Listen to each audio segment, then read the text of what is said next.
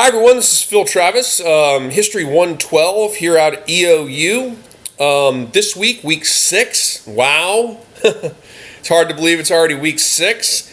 Hopefully everybody got their papers in. I will get your papers graded by the end of the week, and you can see my comments. I think we're going to make paper number 2 an optional paper.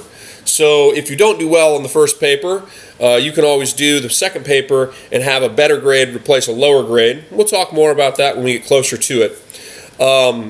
If you haven't turned your paper in yet, by the way, and it's like Monday or Tuesday, you can still turn it in. I mean, there's a small point deduction, but as long as you were to turn it in during this week, the point deduction is relatively minor. You can see my late grade policy. But it's relatively minor, so turn it in, do it and turn it in. Don't ever leave yourself with a 0, okay?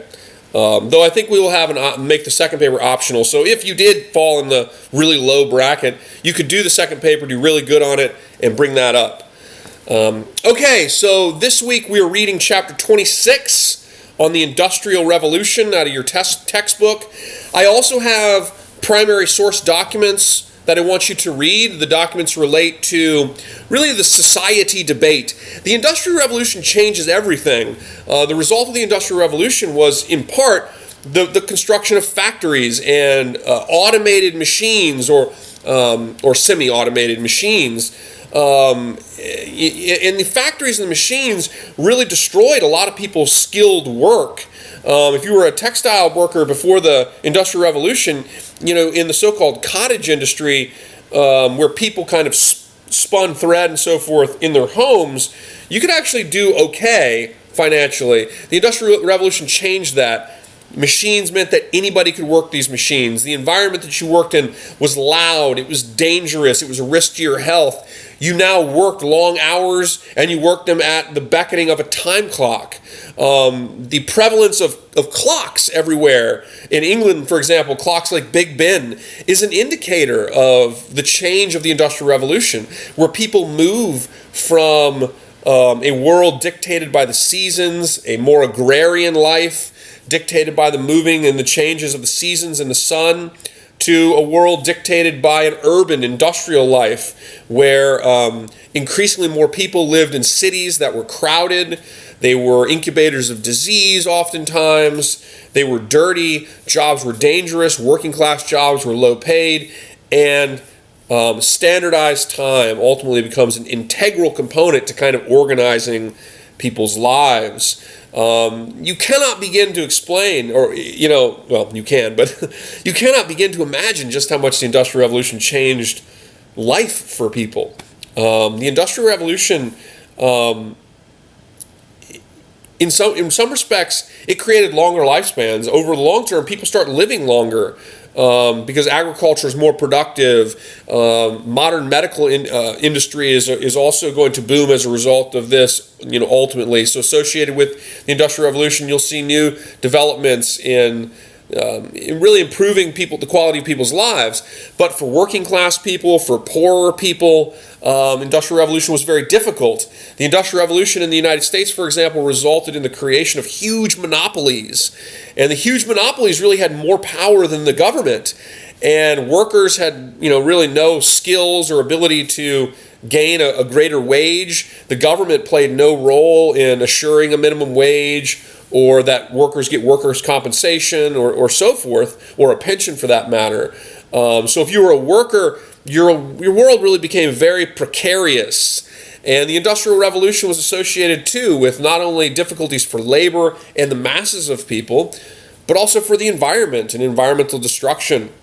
So it's kind of two sides. On one side, you have incredible inventions, and these incredible inventions really made the modern world. Interchangeable parts, electricity, refrigeration technology, agricultural fertilizers, the automobile, railroads, the steamboat, on and on and on and on. Interchangeable parts, everything you have in front of you and around you, more or less, is made of interchangeable parts, which was an innovation of an American inventor named Eli Whitney, who, of course, also invented the cotton gin, which so anyway, I'll stop. I'm going to go on and on and on about this.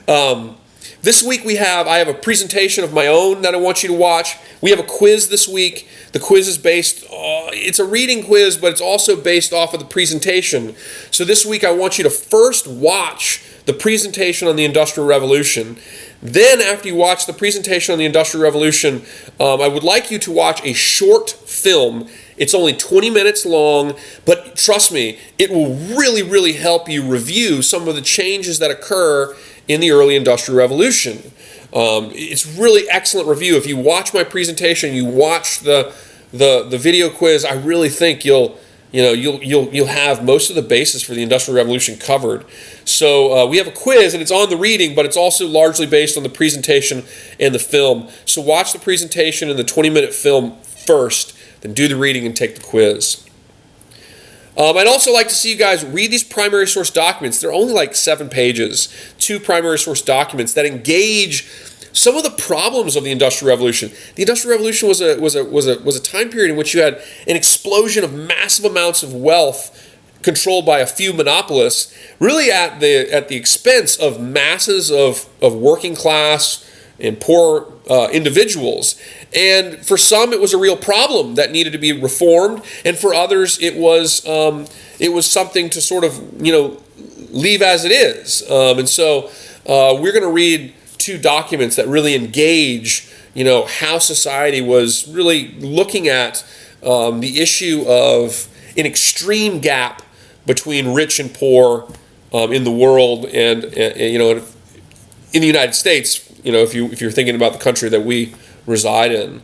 So read those documents and let's see you discuss it in the weekly discussion area.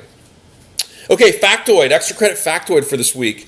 If you ever get called a Luddite, and this is the factoid, Luddite, Luddite, if you ever get called a Luddite, what somebody's saying to you is that effectively you're afraid of technology.